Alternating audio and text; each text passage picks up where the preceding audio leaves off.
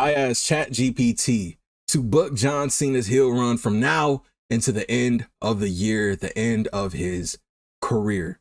What is good, YouTube? Welcome back to MKE Maniaci, man. I'm a little under the weather, but I did want to get this video out. I thought it'd be a cool idea to do, considering that John Cena's heel run is one of the most talked about. Listen, the heel turn is one of the most talked about topics in not just WWE, but in the entire world of professional wrestling. And we only got about 9 months left of John Cena. That's a pregnancy. Think about that. We got a pregnancy left of John Cena, and I hope we can make the most out of this, man. And judging from that promo on Raw last Monday, I'll best believe WWE is making the most out of this, man. So I got into ChatGPT, right? And I put in book John Cena's heel run starting at WrestleMania 41 and his match against Cody Rhodes for the WWE Championship. Include the current WWE roster, current WWE Premium Live events, and end the run at the end of 2025. So we're going to go through each match that they gave me. They actually gave me a description of the build-up as well as match results. So they got in depth on this, man. So I'm going to give my opinions on each, and y'all please chime in what you think about each, man. So we're going to start it off like this, man. So this is what it says. WrestleMania 41, April 2025, John Cena versus Cody Rhodes for the WWE Championship. And according to ChatGPT, this is the build-up. John Cena is coming off of a few years of being the top babyface in WWE, longer than a few years, constantly getting over the younger generation, but beginning to feel frustrated with the new crop of talent not respecting his legacy. He challenges Cody Rhodes for the WWE Championship at WrestleMania 41, making it a highly personal affair. Cena begins mocking the Rhodes family legacy, claiming that they never respected his contributions to the business. So the match result of this, they have John Cena defeats Cody Rhodes after a controversial low blow and hitting an attitude adjusted AA. This is what AI says, onto a chair. So an AA onto a chair after a low blow is diabolical. Cena wins his 17th WWE Championship, but this is his first heel turn in nearly a decade. Actually, this is over 20 years, ChatGPT. And he embraces the dark side, berating the crowd as he celebrates, man. So I truly believe that John Cena should dethrone Cody Rhodes at WrestleMania. Cody's going to win the championship back at some point, but Cody has been champion almost at a year.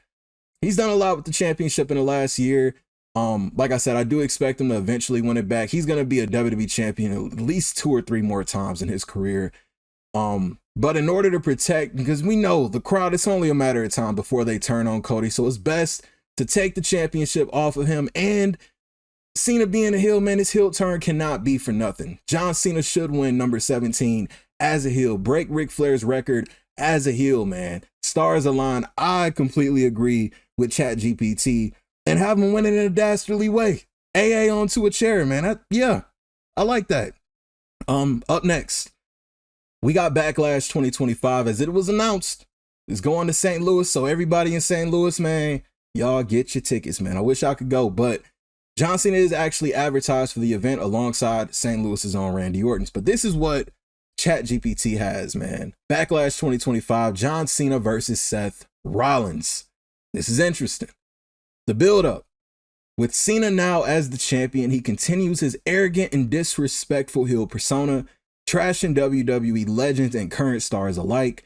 Seth Rollins, who has been feuding with Cena due to Cena's disrespect towards the locker room, challenges Cena at Backlash. Cena mocks Rollins' style, claiming that he's not a real wrestler like Cena, who built the company. So the match result of this, they have Cena retains the title after some interference from the Judgment Day. Solidifying his alliances with heel factions, Rollins looked strong despite the loss, showing fans that Cena has truly turned their back on them, man. So honestly, this seems like it could happen, but only if John Cena, of course, wins at WrestleMania, but only if Seth Rollins, I should say, wins this rumored triple threat match with Roman and CM Punk at WrestleMania, which honestly, Rollins deserves it, man. Rollins is the MVP of the WWE. They're always dependable. And if he, let's say, won that rumored triple threat match at WrestleMania, he would actually have a pretty good clause to challenge John Cena for the WWE title. Now, with Backlash being in St. Louis, like I said, we got 9 months left of John Cena. I would like to see them run it back one last time, John Cena versus Randy Orton, man. Cena and Randy Orton, the history go back to OVW when John was the prototype. Led us into 2007, the Punk kick to Cena's dad's head. Led us into 2009, the Iron Man match, bragging rights. What else? The I Quit match, Hell in a Cell, man. Leading us into, 2013 when they unified the championships. John Cena and Randy Orton have a ton of history. The stage is set, St. Louis. John Cena versus Randy Orton. But if Cody Rhodes does lose the WWE title to Cena at WrestleMania, I would expect Rhodes to also be a part of the match. So maybe John versus Cody versus Randy at Backlash. And also Rhodes and Randy, of course, have their history as well. But yeah, as far as the Judgment Day getting involved, I feel like the Judgment Day is pretty much on his last legs. I don't see Judgment Day lasting much longer at all. But ChatGPT said he's going to retain with help from the Judgment Day. Interesting, man. So next up, they have Money in the Bank 2025, man. John Cena versus LA Knight. Yeah. So the build up, LA Knight, one of the hottest stars in the company, challenges Cena after an intense promo exchange where Cena belittles Knight's rise to fame. Cena dismisses Knight as a fluke and nothing but a talking gimmick who does not belong in the spotlight. Knight, on the other hand, promises to shut Cena up and take the title. Match result, Cena wins after a controversial decision by the referee who missed a blatant low blow from Cena. Cena and these darn low blows, man. Cena retains the title, but the fans rally behind LA Knight, making him a sympathetic figure. After the match, Cena attacks Knight post-match, continuing his heelish tactics, man. I do actually have a question. Do y'all feel like LA Knight still has that star power about him? A year or two ago, if you would have asked me, I would have said yeah. But no doubt about it, LA Knight is still a huge star. The merch is still selling. You go to any WWE show live, you're hearing the yeah chants. LA Knight is still very over, but is he as over now as he was a year or two ago? Did WWE pass on that opportunity to make LA Knight that big star? Just a serious question, man. But Cena and LA Knight, that's interesting. And Money in the Bank, of course, the Money in the Bank PLE is going to mainly revolve around the briefcases. And I could honestly see a match like this happening. Maybe it might not be against LA Knight, considering he might be the United States champion at that time. Who knows? Who knows, man? But that's not too far off, man. And I think LA Knight losing in that way, making him a sympathetic figure, can kind of rise him back up the ranks. Honestly, man. So next up, we got SummerSlam 2025 New Jersey. They got John Cena defending the WWE Championship against the OTC Roman Reigns. So a rematch from SummerSlam 2021. This time Cena's the champion. So to build up, the animosity between Cena and Roman intensifies. Cena calls Roman a flash in the pan and says he was only champion because Cena let him pass him. Roman challenges Cena, hoping to shut him up once and for all. The match is billed as the Clash of Eras, with Cena trying to prove that he's still the top dog while Roman sees Cena as obsolete. And this is the match result. Cena defeats Roman in a shocking twist after interference from the Judgment Day. Oh, come on, Judgment Day. Cena solidifies his status as the top heel, but the fans' boos grow louder as Cena continues to belittle the audience. This actually seems pretty realistic. I've kind of been waiting on WWE, and if they're giving Roman Reigns another rematch at the championship that he lost last year at WrestleMania, I feel like it's going to be happening soon. And I wouldn't mind Cena and Roman running it back, with Cena being the heel this time and Roman being the overly over babyface right now. But for some reason, I feel like Roman and CM Punk are probably going to have a program around SummerSlam 2025. This whole favor from Paul Heyman, I think it's eventually going to lead to Paul turning on Roman and realigning with CM Punk. Punk being the heel. I could kind of see Punk and Roman fighting each other at SummerSlam, but I wouldn't be completely against it. SummerSlam is a huge stage. Cena and Reigns, Clash of the Eras, it's a huge match. And Roman does technically need his rematch, man. So next event, we got Survivor Series 2025. So this is actually the next event they had John Cena wrestle at and defending the championship. So as far as Bad Blood or any filler pay-per-view in between SummerSlam and Survivor Series, August and November, they don't have Cena defending that title, which seems pretty plausible because, you know, he does have a certain amount of dates.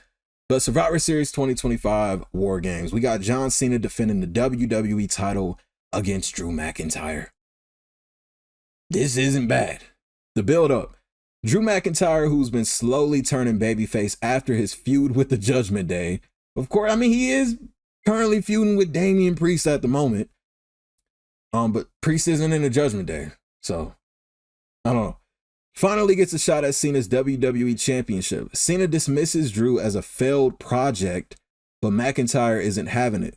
This is Drew's opportunity to take down Cena and save the company from his selfish grip. So they're pretty much turning Drew from this amazing heel run Drew's been on to a big baby face, man. And I could honestly see them pull this off. You know, Drew's been doing incredible work as a heel, and I could honestly see this happening. Match result, Drew McIntyre defeats John Cena after a hard-fought battle. So they have Drew McIntyre dethroning John Cena at Survivor Series with the help of Roman Reigns and Cody Rhodes. So Roman and Cody are going to help Drew McIntyre dethrone John Cena, according to ChatGPT. So Roman and Cody Rhodes, who have reunited after Cena's constant disrespect towards them. Drew wins the title, and Cena is visibly enraged post-match, setting up an inevitable rematch. So Drew, I do honestly, you know, Drew's one of those guys, he deserves a shot at the WWE title. He deserves another run as the WWE champion. And this seems pretty realistic. Drew turning back to being a babyface, winning that title, man. I kind of want to see a heel Drew as WWE champion, but Drew definitely deserves it, man. He definitely deserves it. Next event, we got Crown Jewel 2025. It has this in November of 2025 as well. Drew McIntyre defending the WWE Championship against John Cena in a no-holds-barred match. So the build-up, Cena completely unhinged and hell-bent on reclaiming the WWE Championship demands a rematch. The no-holds-barred stipulation allows Cena to unleash his anger without restriction. Oh, that sounds pretty good. Cena begins to obsess over McIntyre, claiming that the Scottish Warrior is nothing but a poor man's Cena. They put that in quotations. Match result. Oh my God. Cena wins the match after a brutal battle, including interference from, you guessed it, the Judgment Day and other heel factions. They didn't list the other heel factions. They said interference from the Judgment Day and other heel factions. Cena reclaims the title, further cementing his villainous persona. He tells the crowd that they should be thankful for his greatness. So this would be, according to ChatGPT, this would be his 18th championship. All right, man. So now we're entering the end of it. We got Saturday night's main event, December of 2025. Although I do kind of see with Cena selling his soul to The Rock, maybe they do name a PLE at the end. It's been rumored that Cena was going to get his own premium live event in December for his retirement, and it was going to take place in Boston. It's been heavily rumored. Remember when The Rock was the bad guy, was the corporate champion? They named Rock Bottom, the Rock Bottom pay-per-view after The Rock. I can see them doing this for John Cena, but according to ChatGPT, it's Saturday night's main event. John Cena defending the WWE Championship against The Rock. Yes, against The Rock. Cena finally sets his sight on one last challenge, The Rock. The two men share a long history, but Cena in his new heel persona begins to mock The Rock's legacy. He says he walked away when things got tough, so pretty much in 2012 promo.